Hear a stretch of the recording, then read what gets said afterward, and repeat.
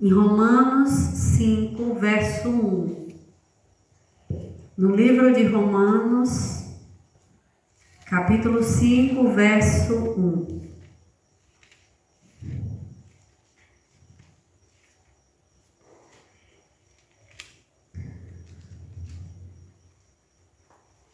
Dois maravilhosos frutos aqui que temos nesse verso, que faz toda a diferença na vida do cristão. Romanos 5, verso 1 diz assim: portanto, sendo justificados pela fé, temos paz com Deus, por nosso Senhor Jesus Cristo. Vamos ler novamente? Portanto, sendo justificados pela fé, temos paz com Deus por nosso Senhor Jesus Cristo. Amém. Amém. Irmãos, quando nós lemos esse texto, né, nós vemos a pessoa de Jesus Cristo como central, como sendo o centro da mensagem, como sendo o mais importante desse verso. Jesus Cristo. A fé que temos nesse Deus que veio ao mundo como homem, né, na forma de homem, para nos dar exemplo de como deveríamos viver a fé e o cristianismo. Então, Jesus é o personagem central desse verso. Mas eu gostaria de me deter agora na palavrinha que temos paz, na paz, que é citada nesse verso. Gostaria de me deter na palavra-chave paz, né? Que ela vai ficar depois de Jesus. Mas eu gostaria de falar dela. Eu achei ela bem propícia para o momento que a gente está passando, esses momentos de ansiedade e preocupação. Olha, na caminhada da fé, a gente percebe que quando nós vamos à igreja,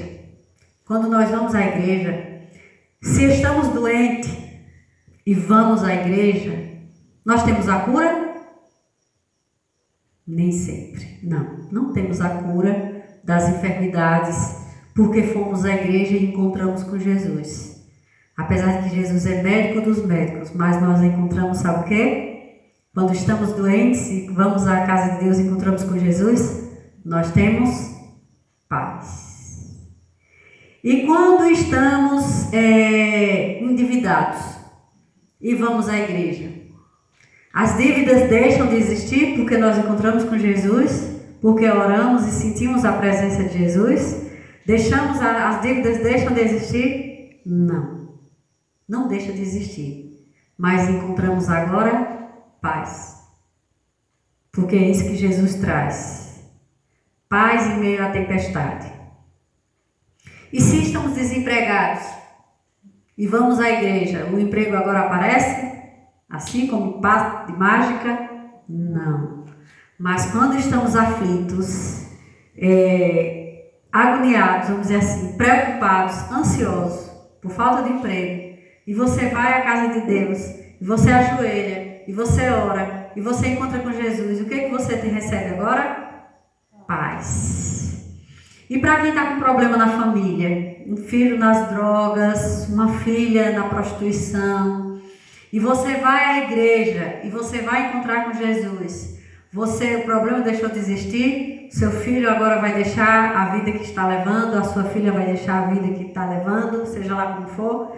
Isso acontece? Não. Mas agora nem sempre, né? Mas agora você vai encontrar paz. Paz. E tem outra coisa bem interessante. Acaso Jesus não quer colocar todas as coisas em ordem? Será que Jesus não tem um desejo no coração dele de fazer tudo por nós, de nos fazer felizes? Será que ele não gostaria de colocar todas as coisas em ordem? Claro que sim. Claro que sim.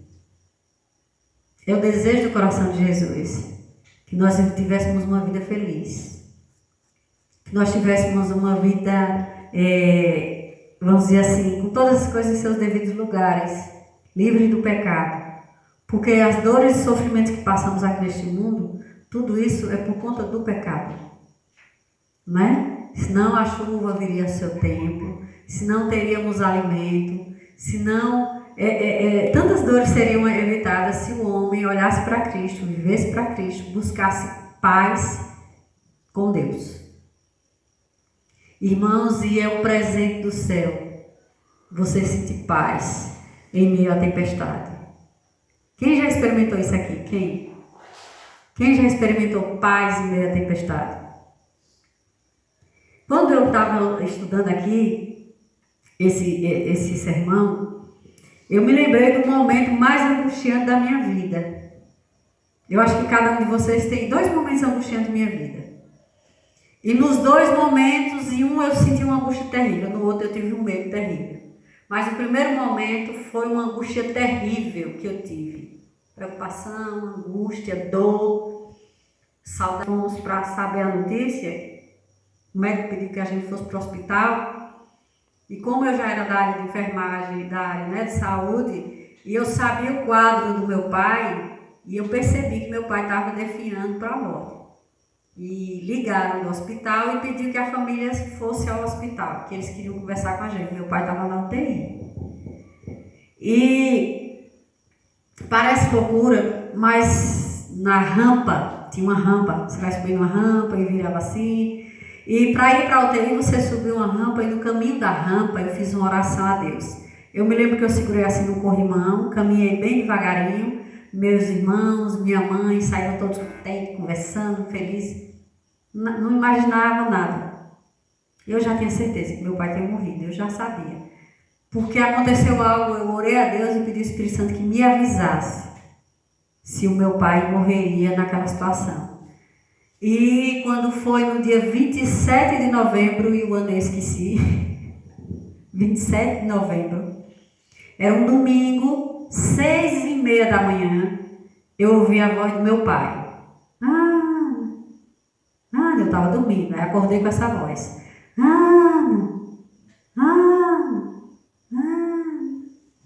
Eu acordei, ajoelhei e chorei amargamente. Eu disse, Espírito Santo, o Senhor levou meu pai? O Senhor veio me avisar que levou meu pai? Aí na mesma hora, minto. Eu deitei novamente, mãe disse, o que foi, minha filha? Eu disse, nada. Deitei e fiquei chorando, deitada junto com minha mãe. E eu disse, meu Deus, aí bateu aquela angústia, aquele medo, aquela preocupação, aquela angústia de alma. Aí quando foi 7 da manhã, o telefone tocou do hospital, pedindo que fôssemos para o hospital. Aí eu já sabia. Eu disse, meu pai faleceu. A essa hora eu ficava imaginando, a essa hora já estão arrumando o corpo do meu pai, a essa hora já estão levando ele para o necrotério. Quando eu ia subindo na rampa, que eu orei, deu vontade de chorar, porque eu fiquei pensando. Então, na hora que eu subi na rampa, eu fui segurando assim no corrimão, e eu ficava vendo, eu disse, já tiraram os aparelhos, e essa hora já estão arrumando o corpo do pai, talvez já tenha levado o pai para o necrotério, o pai já deve estar em cima da pedra. Aí fui vendo todas as cenas, porque eu já tinha trabalhado no hospital, aí eu sabia todo o procedimento que fazia, né? Aí sentei lá na sala, a moça chegou, bom dia, vocês são a família do senhor Antônio Matos? Sim, senhora. Quem é a esposa, senhora? Aguarde um pouquinho que o médico plantonista já vai sair para falar com vocês. Nisso, manhã ficou por ali, minha irmã tem depressão, juízo pouco, e dava risada, conversava e tresvaleava. E eu puxei os meus irmãos para encurtar a conversa. Puxei o meu irmão mais novo, Tiago. Eu disse, Tiago, se prepare, pai faleceu. Mas o X da questão foi a oração que eu fiz quando eu vinha no corrimão. Quando eu vinha no corrimão, segurando o corrimão, subindo no hospital, eu vinha bem devagarinho para que todo mundo fosse na frente e eu orasse. Eu disse, Senhor Jesus, me prepara para esse momento, dá-me paz. Tranquiliza a minha alma, Senhor, e o meu coração. Me prepara para esse momento tão difícil. E amigos, irmãos, Papai do Céu me preparou. Ele me fez forte. eu pude sustentar minha família, eu pude ajudar minha família. Eu quase não chorei enquanto estava na correria. Eu consolava um, consolava o outro. Depois veio o médico e disse que o pai tinha falecido. Nós fomos para o necrotério, olhamos ele lá. Estava tão lindo, todo branquinho, arrumadinho. Parecia que eu estava vendo a imagem daqueles filmes de Jesus. Quando a gente chegou, o pai estava nu, com a mãozinha assim, não colocaram assim, colocaram a mãozinha dele. Ele bem branquinho, bem lindo, a pele linda. Eu nunca vi pai tão lindo na minha vida. Em cima do negócio assim, aí colocaram um pano branco. Lembra do filme de Jesus? Jesus não fica com as pernas nuas, não é? O corpinho nu daqui para cima, não é assim que eles fazem com Jesus em cima da pedra? Não sei se você lembra das imagens antigas. Eu disse, meu Deus, me lembrei de Jesus. Pai, botaram a coberta por cima dessa parte do corpo dele, da fralda, botaram a coberta descia, no chão a coberta branca, e ele ali. Aí eu cheguei, peguei no rostinho dele, minha irmã, tira ele daqui, minha irmã desesperada, falando um monte de besteira. E eu fiquei lembrando das passagens da Bíblia, e ao pó retornará. Daqui a pouco vai chegar o momento de enterrar, e Deus vai cumprir todas, e eu vou cumprir a palavra, sem desespero. Irmãos, aí o que acontece? Naquele momento, Jesus me deu paz. Porque eu nunca senti tanta paz como eu senti no dia que meu pai faleceu. Quando o pai faleceu, à noite eu fiz a mensagem na beira do caixão do meu pai. Eu fiz a mensagem ali, eu passei uma mensagem bíblica e cantei. Cantei aquela música, Eu Verei. Eu cantei aquela música, Eu Verei, que fala. Eu verei. Eu cantei a música, Eu Verei, segurando o rosto de pai. Aquela força ali que me deu foi Deus. Presta atenção. Jesus ressuscitou meu pai? Não. Ele curou meu pai? Não. O momento era fácil? Não. Era momento de angústia? Era. Mas o que foi que Deus me deu? O que foi que Jesus me deu? Paz. Força. Fé. Vocês entendem? Aí o que a gente precisa, o que esse verso diz, esse pequeno verso que nós lemos, esse pequeno verso que a gente acabou de ler aqui, diz, temos paz. Temos paz com Deus. Servo do Deus vivo. A mensagem que eu tenho para você hoje é essa. A mensagem que eu tenho para você é essa. Olha, o que o inimigo faz com os seres humanos hoje? Ele enche o nosso coração de medo. Às vezes o medo é o contrário da paz. Quando a esposa tem problema no casamento, o que é que ela sente? O esposo. Medo? Medo de quê?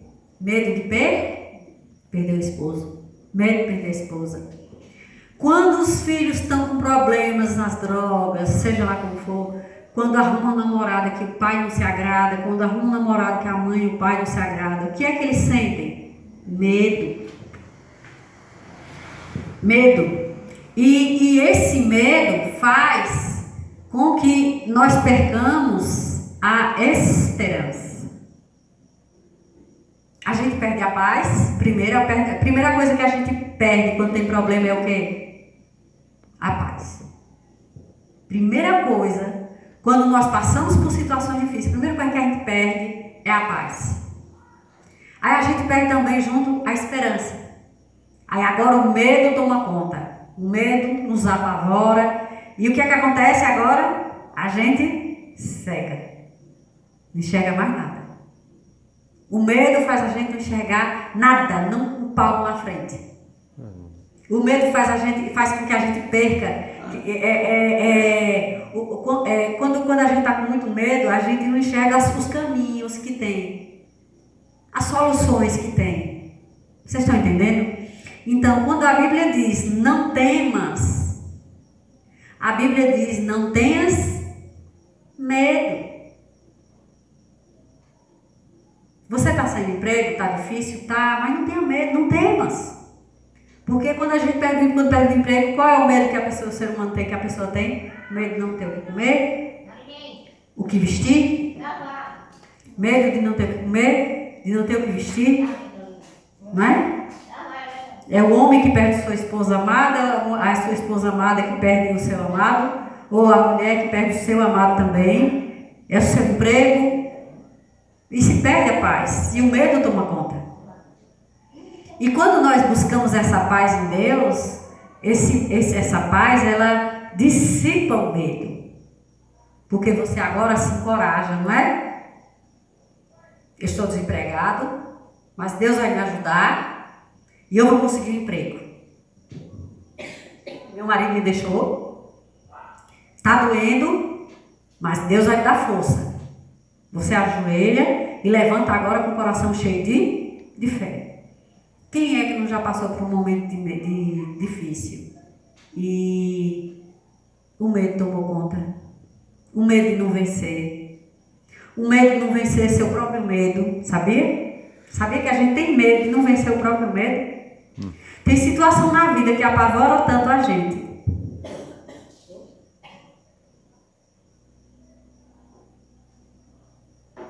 Tem situação na vida que apavora tanto a gente, que o medo toma conta e a gente fica numa situação que não vai para lugar nenhum. A gente só piora as coisas.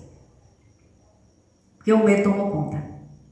Então a palavra, quem sabe quantas vezes existe na Bíblia a palavra não temas? Quem sabe? Quem sabe? Tem não temas na Bíblia para cada dia 365 vezes. Isso significa que para cada dia do ano Deus disse para você: não temas. Eu sou contigo. Não te assombres. Eu sou teu Deus. Eu te sustento com minha destra fiel. Então, quando estamos com medo, não enxergamos a saída. O medo nos faz com que a gente se afogue no copo d'água. Não é verdade? O medo faz com que a gente se afogue no copo d'água. Gente, um dia desse eu vi uma cena de um menininho se afogando. Na água, se afogando, se acabando, o menininho. Aí a mãe pegou e botou o menino em pé. O menino estava se afogando nessa altura assim de água. E o menino lá se debatendo, morrendo afogado. Ué, socorro, socorro! A mulher pegou o menininho e levantou da água. A água ficou aqui, o menino. Vocês estão entendendo? É o medo que faz isso. O medo faz isso com a gente. O medo faz com que a gente se afogue no copo d'água. E às vezes é no copo d'água mesmo que a gente está. Às vezes o seu problema é um copo com água mesmo. Porque quando vem a coragem, a força que Deus dá e a paz, aí você recobra a sua mente todos os caminhos que Deus dá para você agora seguir. E você agora enxerga uma nova vida. Vocês estão entendendo? Então, paz também é um fruto do Espírito. Vamos para Gálatas 5. Paz também é um fruto do Espírito.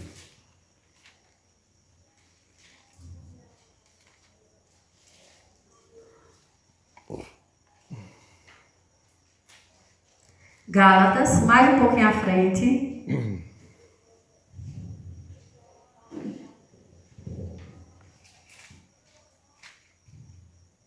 Gálatas 5, 22.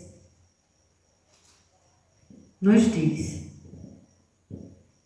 mas o fruto do Espírito é amor, alegria, paz, paciência, benignidade, bondade, fé.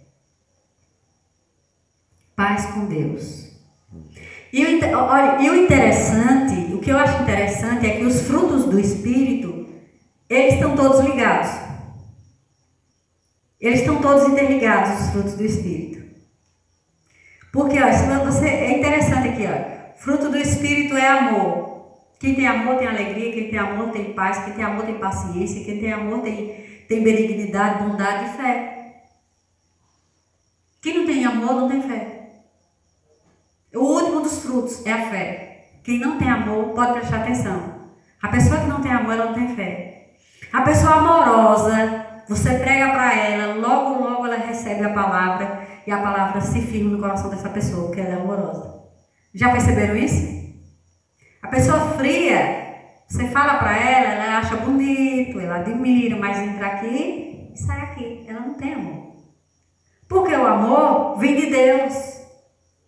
Vocês entendem?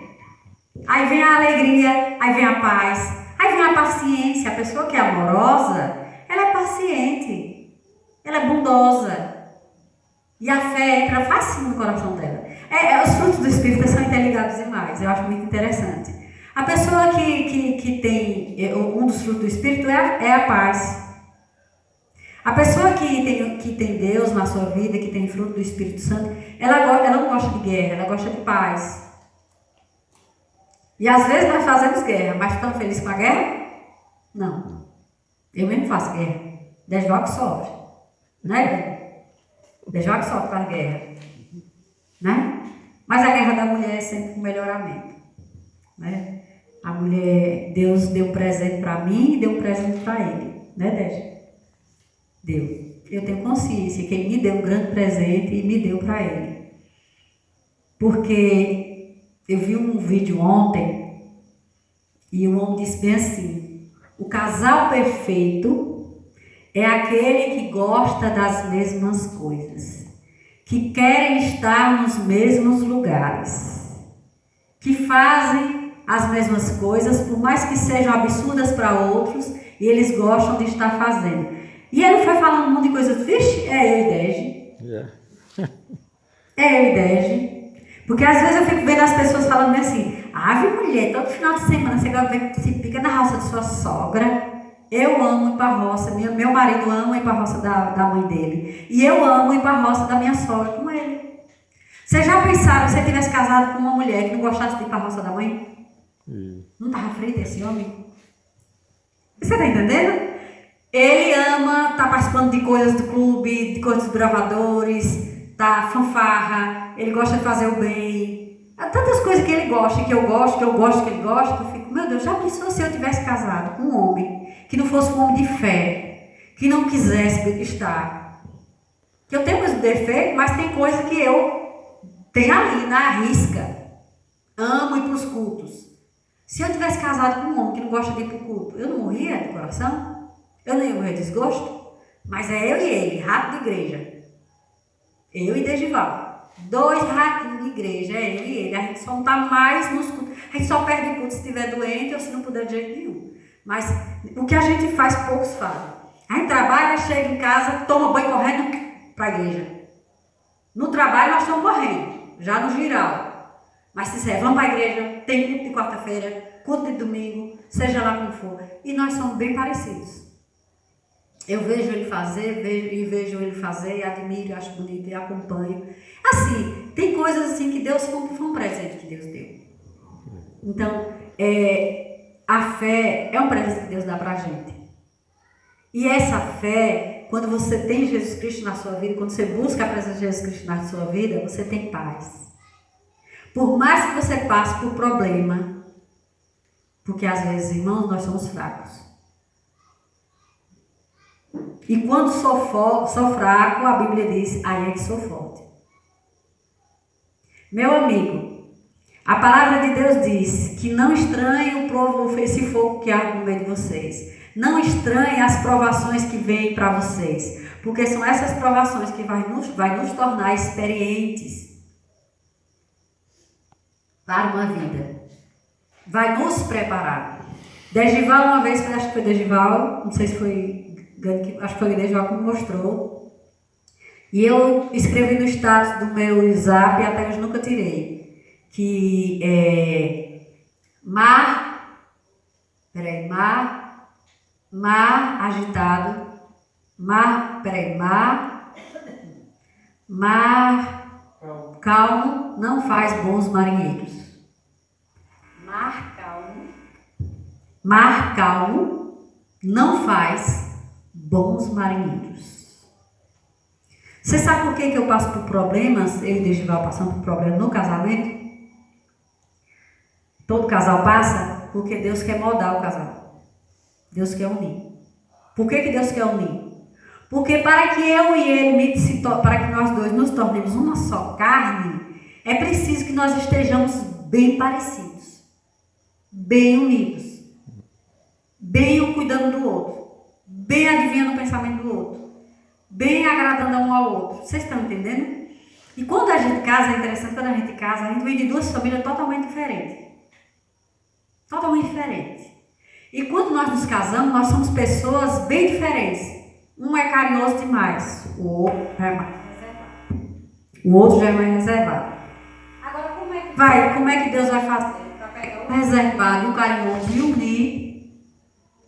Deus permite que eles passem por certas situações. Para que eu aprenda com ele aprenda comigo. Agora, o que a gente precisa nesses momentos como é que diz, de dificuldade, é buscar a paz com Deus. É ter o entendimento que tem que ter a paz com Deus. Quando a gente passa por dificuldade de família, a gente tem que ter o entendimento que a gente precisa buscar a paz em Deus. A calma, a paciência, a perseverança, né? Que a gente tem que colocar a cabeça no lugar e os joelhos no chão. E esperar no Senhor e nas suas providências. Ok? Adão e Eva esconderam-se porque tiveram medo. Perderam a paz. Tiveram agora que fugir da presença de Deus. Perderam a paz. Foi ou não foi? Perderam a paz. E agora tiveram medo. Quando Deus apareceu para eles, o que foi que ele disse? Que Adão disse? Senhor, eu me escondi porque tive medo. Agora, quando nós temos paz em Deus, nós temos medo, o medo vai embora. Estava conversando com a irmã hoje, ela dizendo que ia pregar em algum lugar, e ela dizendo que estava com muito medo que era pecadora. Eu disse, rapaz, se oriente, criatura, deste medo, que esse medo não vem de Satanás, não vem de Deus, vem do inimigo. Quem é perfeito para subir ao altar do Senhor e falar dele? Qual é o servo perfeito que existe? Você acha que o pastor é o perfeito? Você acha que o ancião da igreja é o perfeito? Você acha que quem é o perfeito? Diga aí quem é o perfeito que vai subir ao altar. Aí ela, mas eu tenho meus pecados. Eu disse, criatura de Jesus. O pecado que você tem, todo mundo tem. Por acaso você está cometendo pecado às escondidas? Você está adulterando, mata. Ah, mas às vezes a gente peca com a língua. A Bíblia diz que quem não peca com a língua é perfeito.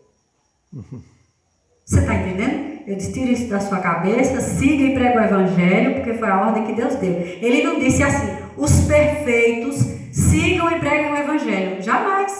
Onde foi que você leu Jesus dizendo, a palavra dizendo, que somente os perfeitos deveriam pregar o evangelho? Não, são pecadores. Agora, cuidado com o escândalo.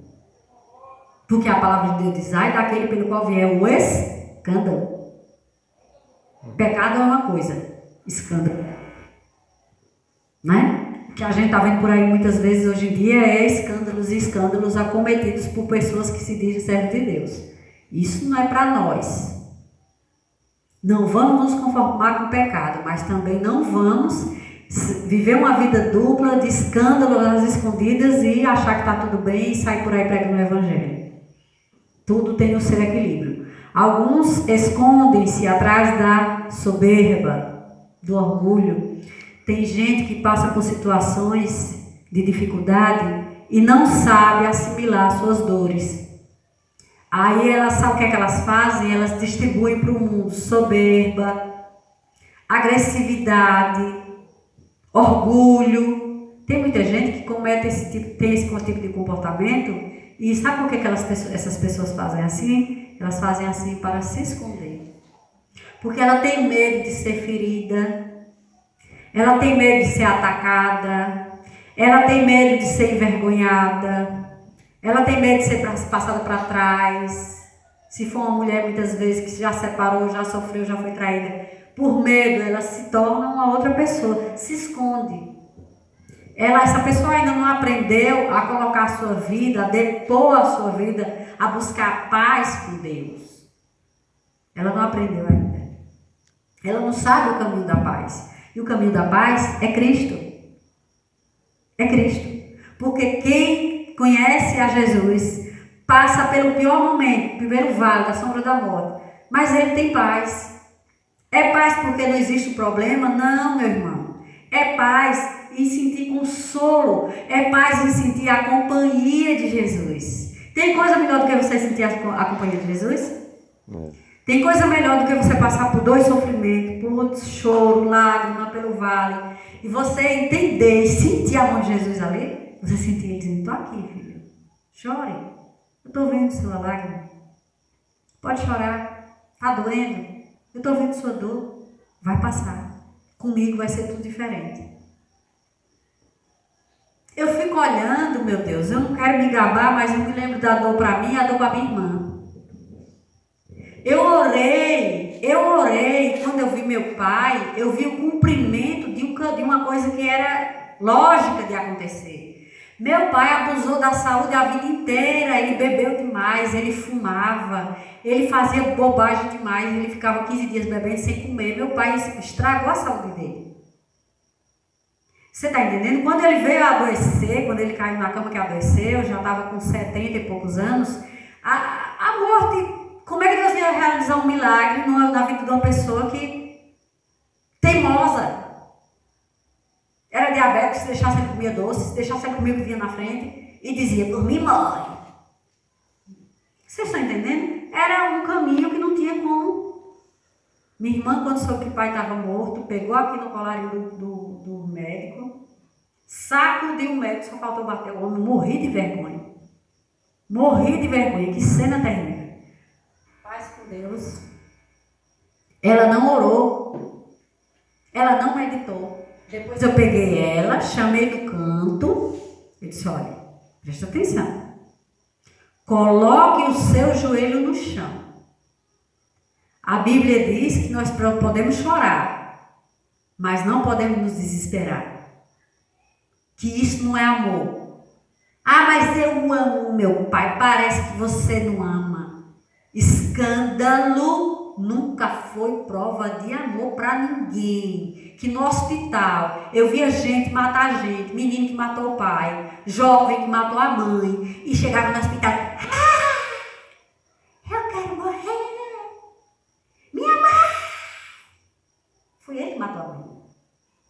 Vocês estão entendendo? E isso daí, gente, agora quem tem paz com Deus se comporta de uma forma diferente. Quem tem paz com Deus segue, passa pela morte, pelo momento difícil, com tranquilidade. O semblante é diferente. Tudo é diferente. É tudo diferente, irmão.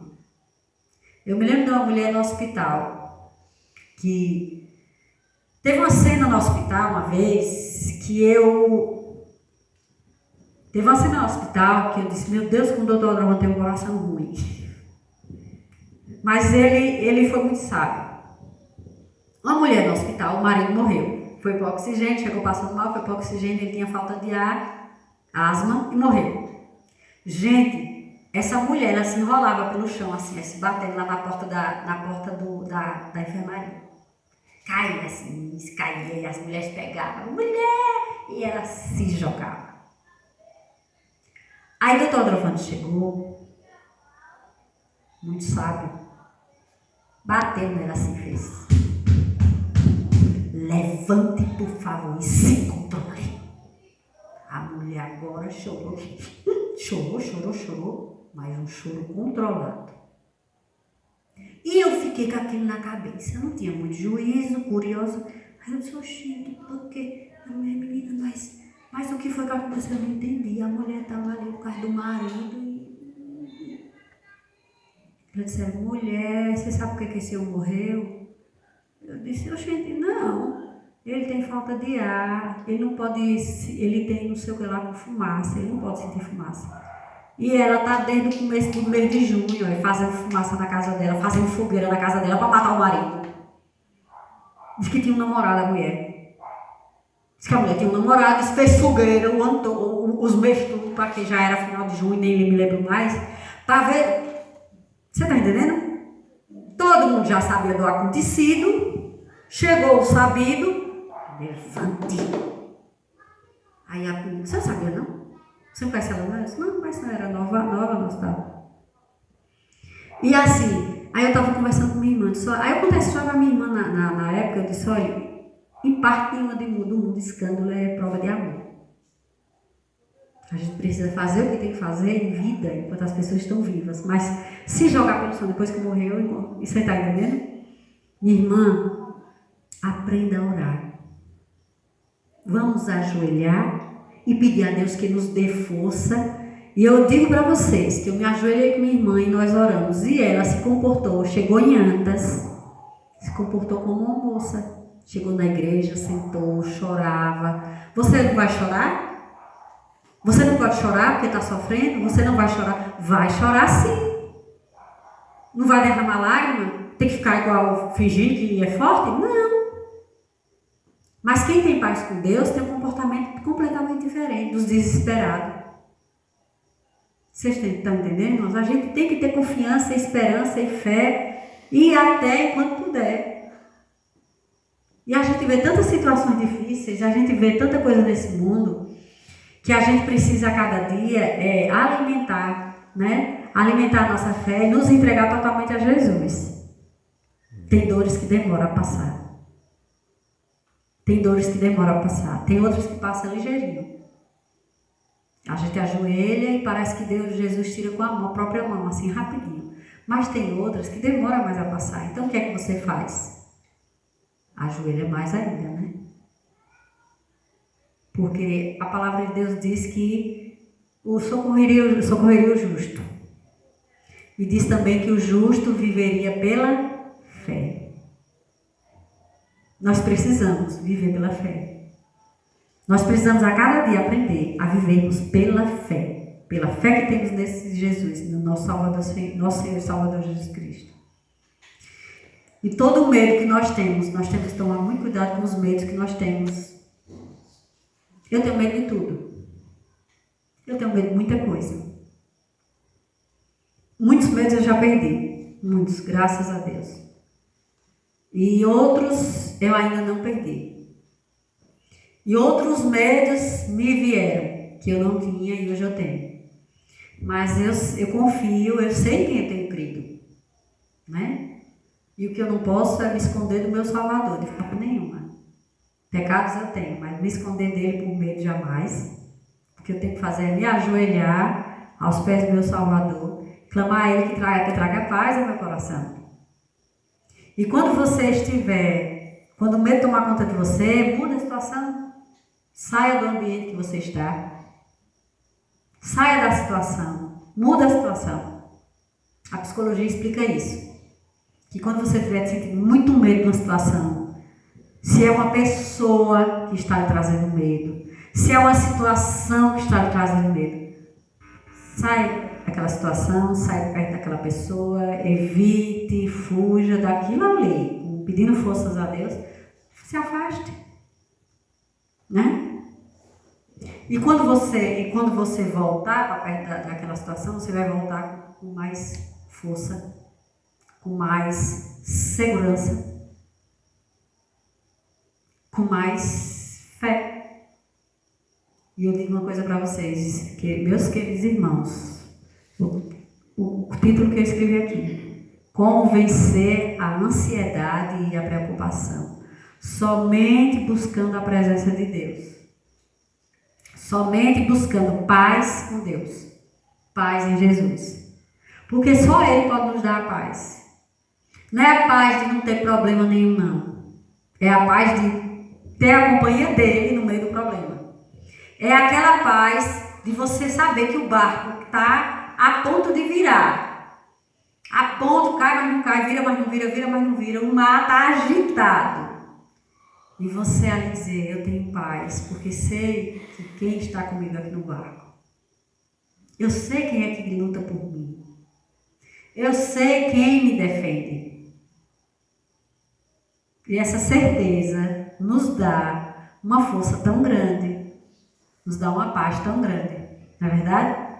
Quantas lutas aqui, eu olho assim, eu olho para Socorro, olho para cá, para o rosto de cada um, e algumas histórias que eu conheço, algumas lutas que eu sei que vocês já passaram, venceram. Tem coisa que a gente ganha que é presente de Deus, tem coisa que a gente perde que é livrar. Tem amigo que eu tinha que eu perdi. Eu tinha medo de perder. foi livramento. Tem amigo que eu não tinha tão próximo e hoje eu tenho mais próximo. É presente de Deus, é presente de Deus. Que me aumenta a minha fé, me alimenta. E assim vai a vida. Teve momentos que eu passei na minha vida que eu pensei que era o fim. Não era, era o começo. Teve dores que eu passei na minha vida que eu achei que era, meu Deus, o fim. Era o começo, era o aprendizado que Deus tinha, era Deus me transformando, era Deus me forjando, era Deus me moldando, era Deus me preparando, era Deus me dando o melhor. Eu perdi ali a migalha que eu tinha na mão e Deus tinha preparado para mim ouro, prata. E eu ali agarrada com um latão e não queria lá soltar o latão. E Deus, filha, solte o latão que eu vou lhe dar ouro refinado. Entendeu? E a gente às vezes se apega por medo de perder, até medo de perder, achando que está perdendo. E com Deus, às vezes, muitas vezes, geralmente, todas as vezes, com Deus você não perde, você ganha. Com Jesus, a gente não perde, a gente só ganha. Né? A gente só ganha. Então, dá para cantar uma música? Degival pode